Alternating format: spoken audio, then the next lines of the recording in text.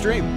It is January 4th, 2024. Happy New Year. Merry Christmas. Happy holidays. Welcome. I don't know when the last time I streamed was. Was it before Christmas? I think it was. It's been a while. Haven't been active at all lately. Haven't made a video in God knows how long. So yeah, man, just been working a lot, doing family stuff. Christmas was great. We got our daughter a bounce house. That's her favorite thing. It's a huge bounce house. It has a giant bounce house area, a big slide, a tower, and a pool. I got it on Amazon. And she's been in that thing every single day since Christmas. I mean, for hours. 8 hours a day. That will change when she's off of, winter break. But, yeah, man. And she loves it. And she constantly wants us to play on it. Or, I mean... I don't want to get... I'm not going to jump on it. It's not like a industrial strength bounce house that you can, rent. It's about... Yeah. Anyway. She loves it. Best gift we ever got her, because she is a super active kid. But welcome, guys. Good to see everybody. Saviche, Fat Man, Catherine, Ricky, Josh, Concordia, Unknown Cars fan, 80s kid from the 90s, Jared. Welcome, one and all. How is your day? How has your week been? Let me know. I'm here to shoot the shit. Be my outlet. Be my therapist. Be my I don't know. Be my pal.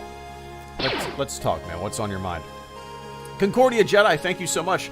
For the super chat and channel support. Concordia says, hope you had a great Christmas. If they ever make Battlefront 3, what's some new stuff you'd like to see added? Heroes, modes, weapons, skins, etc.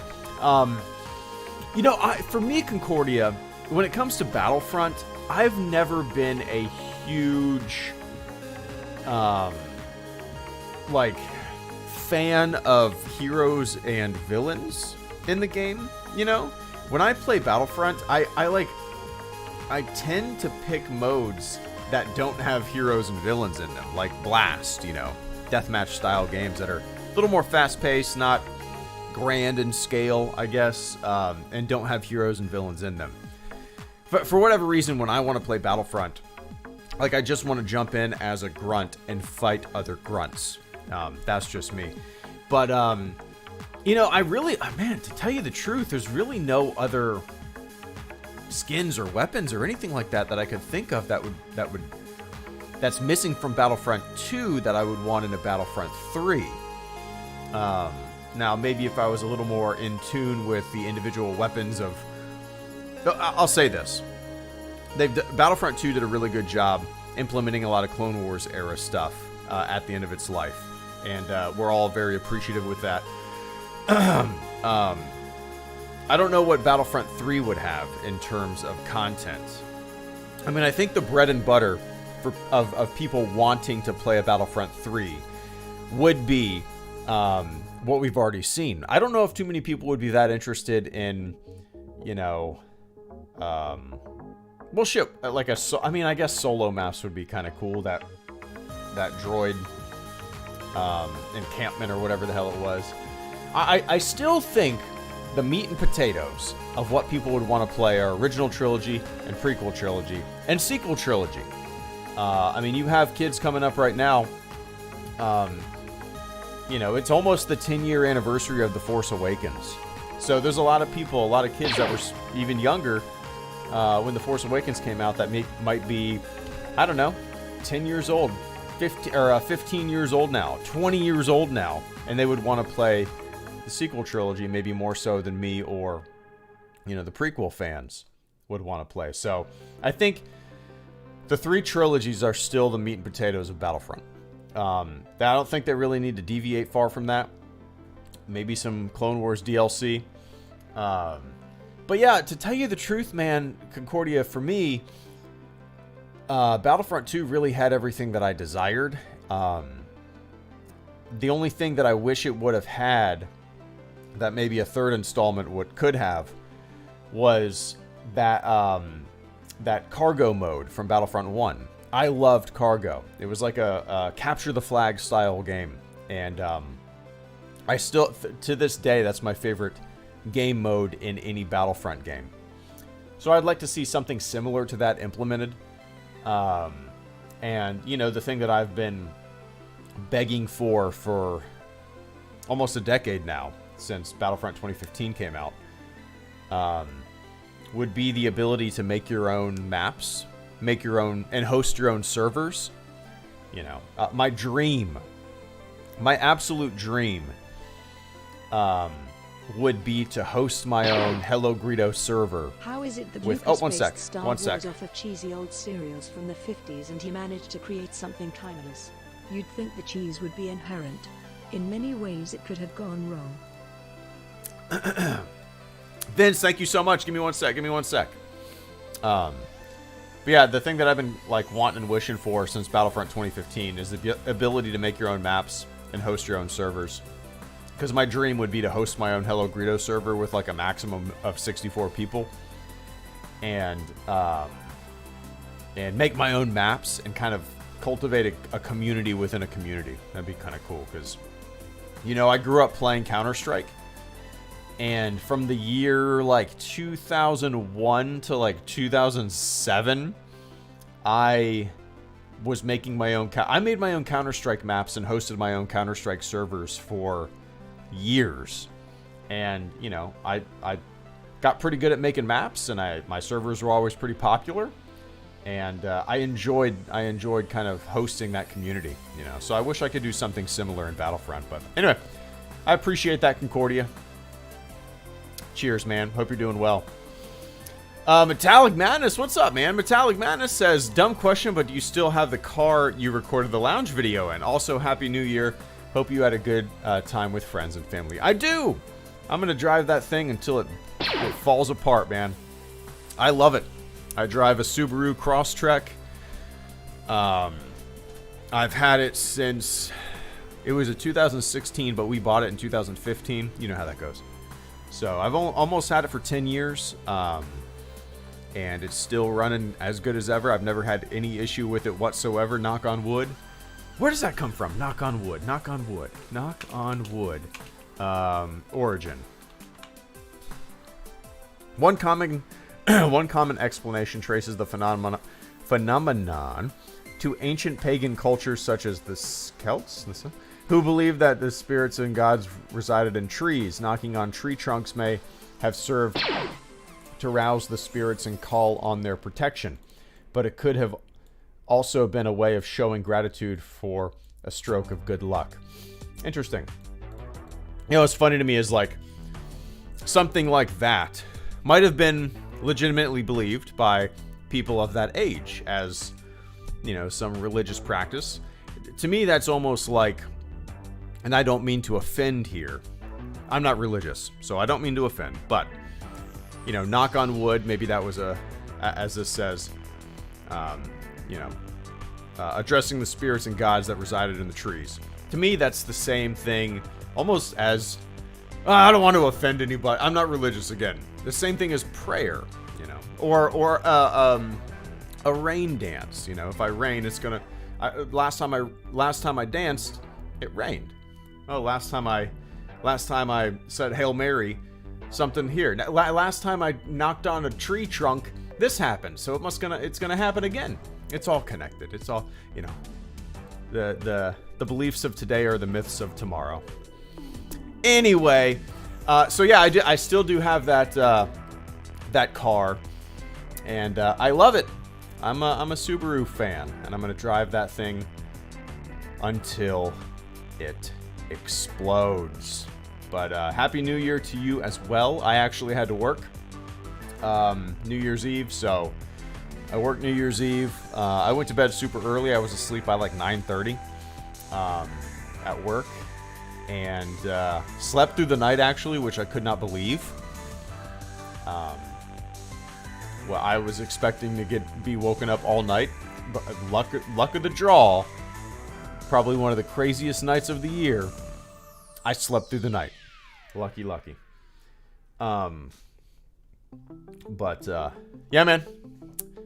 I appreciate that, Metallic. Hope you're doing well, man. And Vince, thank you so much for the super chat and channel support as well. Give me 1 sec to take a quick sip here.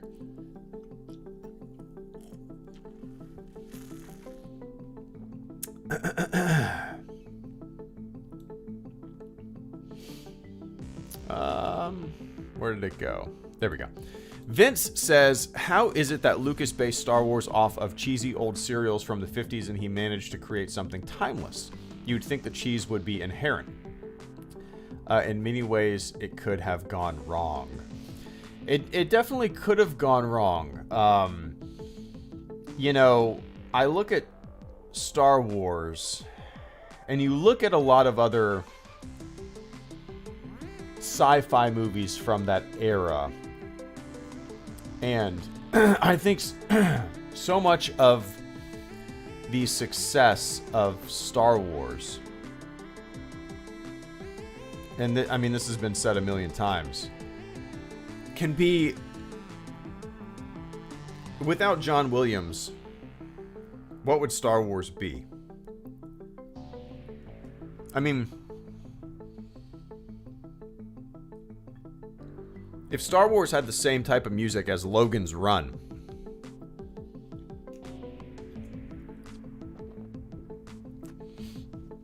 what would Star Wars be? I mean, I think so much of... God, I mean, I really don't know, Vince. There is a timelessness to those old serials, though. The fast-paced nature of the dialogue is something that I love from... I mean, even we just got out of the holiday season. White Christmas, you know. They talk fast. You know. Bunch of goofy lines. Said quickly.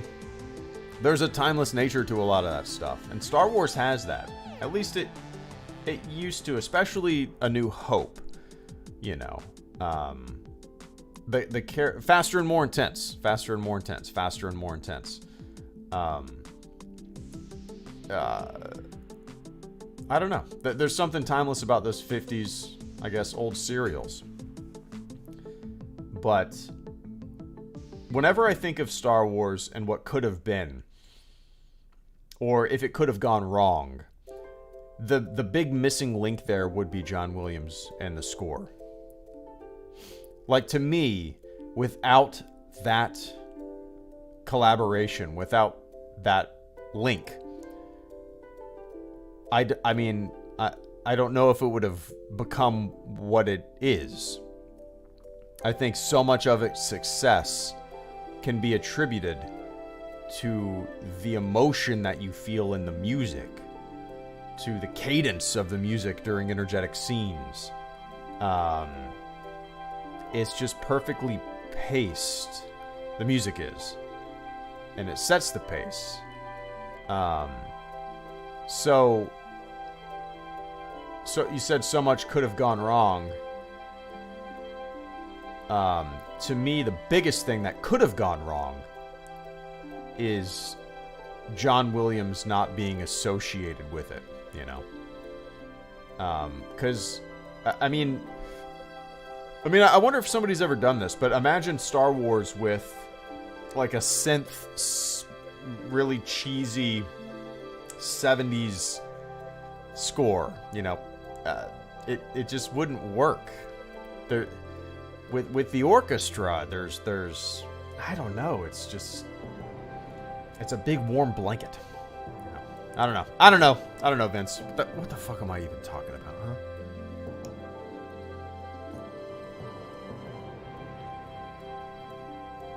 But oh, really, Vince? Red Letter Media put a John Carpenter style score over the Trench Run. I never knew that. I'm gonna have to check that out. Huh. Interesting. I'm gonna Google that right now, and I'll watch that tomorrow. Media Trench Run. Red Letter Trench Run. Just a quick comparison. Red letter trench run. All right, I'm gonna keep this up. I'll check it out at some point for sure. I'll check it out. But I appreciate that, Vince. Hope you're doing well, man. Ricky, good to see you, Ricky Dicky Doo Grimes. Ricky says, "Hey man, hope you had a great holiday season. Get anything nice for Christmas?"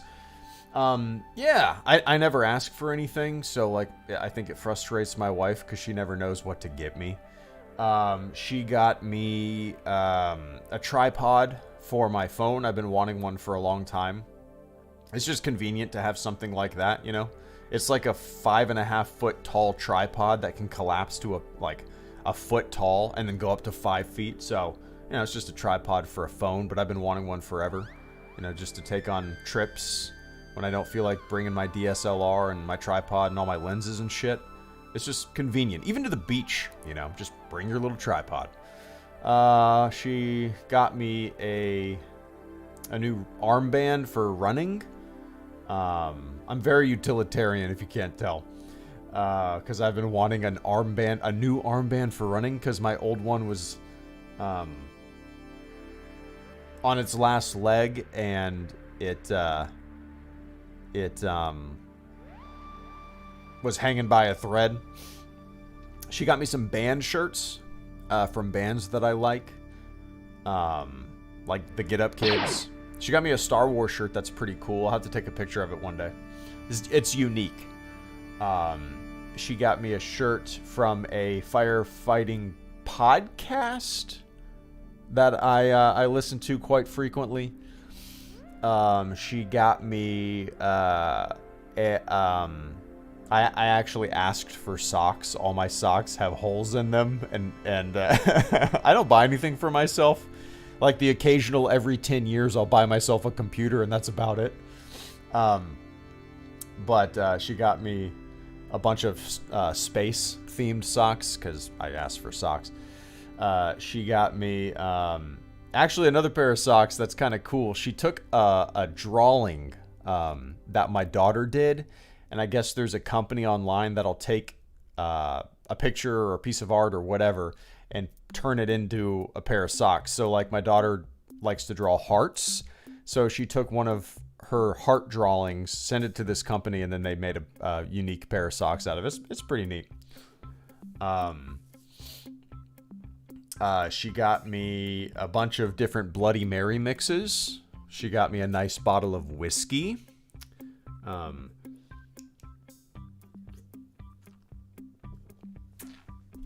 And yeah, a few other things in there. I never ask for much of anything, but I immediately throw away my socks when I see socks in them. Oh, holes in them, you mean? Yeah. I don't, Christian. Dude, it's so funny. We went over to my parents' house on Christmas Eve, and we all took a family picture, and I had my feet up on purpose. I had my feet up on their ottoman. We took a family picture because the bottom of my socks just had, basically I was not wearing socks. Basically I was not wearing socks because the bottom was just on both feet were just completely open. I'm always in need of socks, especially with my job. My socks just get torn up, man. I try not to wear new nice socks, but there is one brand that I swear by. This brand has been on the Appalachian Trail with me. This brand has been in the fire service for a while, and I've never had any holes in them ever. They're called Darn Tough. And I don't know what they're doing, but they sure are darn tough. Anyway, we're talking about socks now. This is the exciting things we do on the Hello Greedo live stream. But yeah. Anyway, Ricky, I appreciate that, man. The Wanderers List. Thank you so much for the super chat channel support as well, man. Wanderer says, just got my first ever gaming PC. Hell yes.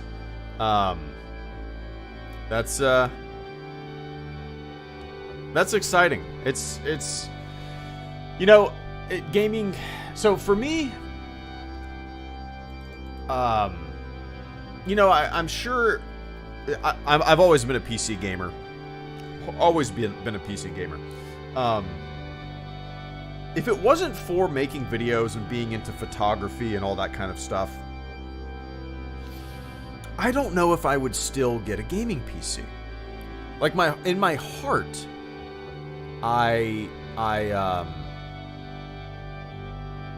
still prefer PC gaming, but I just don't play enough games to... I mean, granted, I just bought a new PC a couple months ago, back in October, and I needed it. My computer was 10 years old, and it was feeling it. But for me, like a lot of... It's nice to have a really good workstation, a work PC, that is also a gaming PC. So for me, it makes sense. But I love PC gaming, and, you know, utilize your machine to the maximum capacity. Whether that with games, of course, but also maybe dabble in graphic design or video editing and all that kind of stuff. I tell, you know, people that aren't familiar with PC gaming how much you can spend on a PC, and they're like, why the hell wouldn't you just buy a $300 Xbox? And I'm like, well, you know, yeah, I guess so. Yeah, I mean, I guess you could have saved like $1,500 on a $300 Xbox, but I don't know, man, it's not as fun.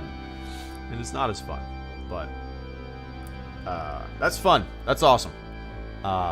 There's a whole world of... Well, that's what I love about PC gaming especially is, you know, Steam. It's a whole world of lesser-known games, indie games, games that you will never find on consoles. It's just... I feel like it's more... It is way more catered to the individual. Way more catered to the individual's tastes and... you know, what they're into playing and all that kind of stuff. So enjoy it, man.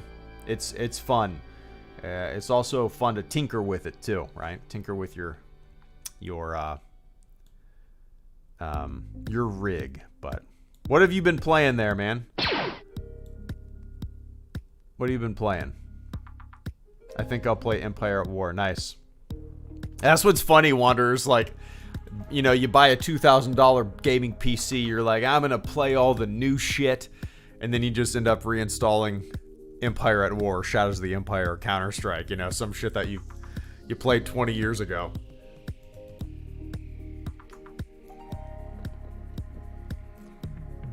But anyway, I appreciate that. Let's see, we got here. Oh, we're almost at 30 minutes. We got Caretaker, Oscar, Vince, Oscar. Caretaker says, happy to catch a stream after some time now. Happy you're here, man. When's the last time I streamed? I feel like it's been quite a while. Was it before Christmas? Or after Christmas? I don't remember. I feel like it was before Christmas. I could be wrong though. But yeah, you haven't been missing anything, man. I haven't really been doing much on the channel. I haven't been streaming, haven't been uploading videos, just been busy. But a lot of that is due to my daughter being on winter break too. She still has another week. So, you know, once she's back in school, I'm planning on getting back into making videos and all that. But you know me, I take breaks when my kid's on break and when there's family stuff, when I'm working more than normal. But I'm here now. Sit back and enjoy the bullshit. But I appreciate that, Caretaker. Hope you're doing well, man. Oscar says, I got a floating shelf as a late Christmas gift. That is a good Christmas gift, Oscar. I like that. I like that a lot. A floating shelf. I'm a fan of that kind of stuff. Things that I can put in my office. Things that I can, you know, things that I can decorate with. Things that I can use. I like that kind of stuff. You know, something that's going to be on your wall forever. I mean, you know, not forever, but, you know, something that's going to be on your wall for a long time. Something that you can use. That's a good Christmas gift for sure. It holds a fake plant BB-8 and the Blu-rays I spared from The Purge, Star Wars Complete Saga, The Revenant, The Road Princess Mononoke. Is that how you say that? Mononoke, and Spirited Away. I don't know if I've ever known how to pronounce that, actually. Nice. A fake plant, BB-8, and the Blu-rays. I dig it, Oscar. Yeah, I like that kind of stuff. I like getting, those kind of gifts, I guess. Things that, I'm sure you've been wanting one for a while, too. So, you probably requested it, right? But, yeah. Anyway, I appreciate that, Oscar. Cheers, man. Good late Christmas gift for sure.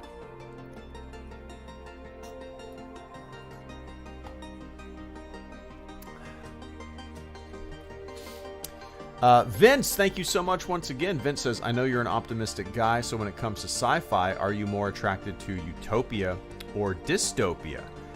Ooh. That is interesting.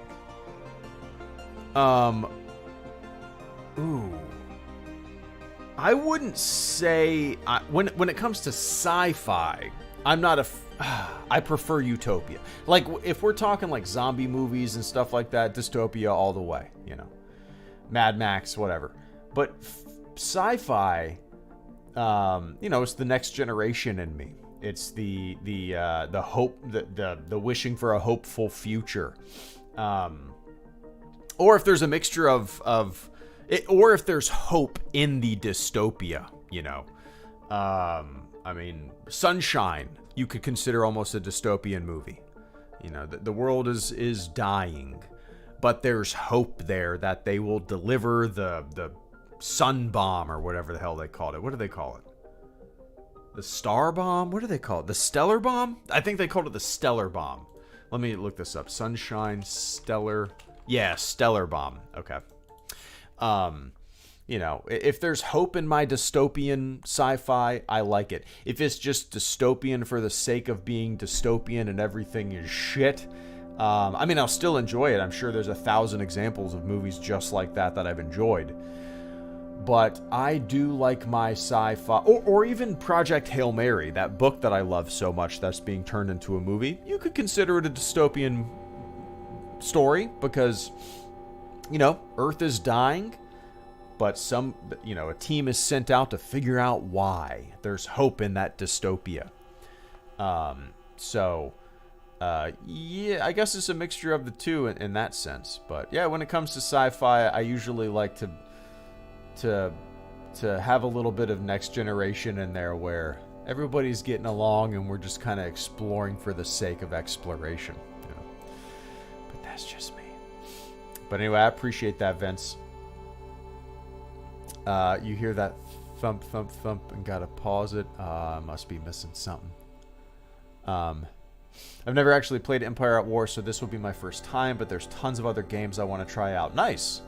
I don't know what you're into, Wanderer's Library, but one of my favorite newer games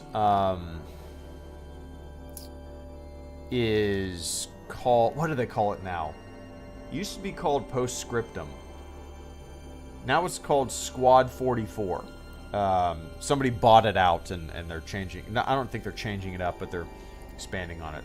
Anyway, the game's called Squad 44. It's a World War II shooter. It's hyper realistic. Basically one shot, one kill. I think there's 100 people per server. Maybe it's 100 people per team. Giant battlefields. Infantry, tanks. You can call in airstrikes, but communication and teamwork is paramount in this game. It's not like a Call of Duty. You're not going to run around like Rambo. In Squad 44, aka Postscriptum, you have to rely on teamwork, and that's the kind of game I like. So when I think of PC gaming, that's the kind of game I think of. When I think of console gaming, I think of Call of Duty, running and gunning, and everybody's a bullet sponge. But when I think of PC gaming, I think of something, difficult, but fun and rewarding, So yeah, if anybody out there finds that interesting, I highly recommend the game. It is frustrating. Go into it knowing that, because you're going to die way more times than you get a kill in the game.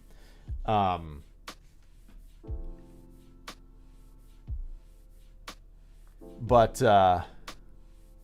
it's when you succeed, when your squad are clicking and you're moving to the objective, and there's no other game like it.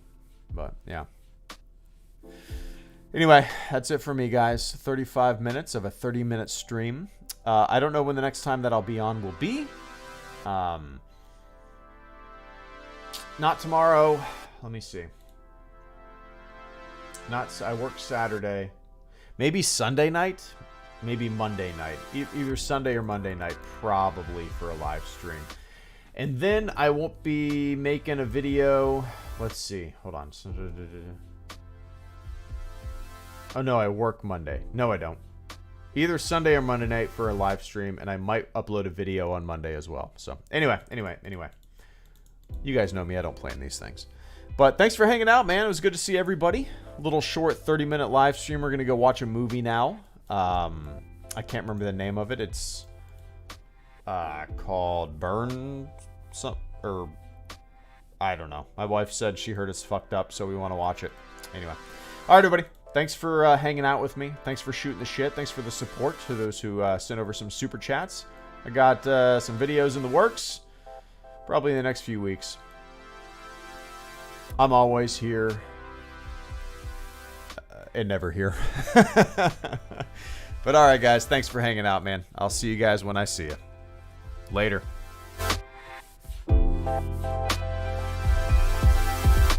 I think Saltburn. Yeah, I think Saltburn. All right, I'm closing the chat because I don't want to hear anything about it. I'm excited.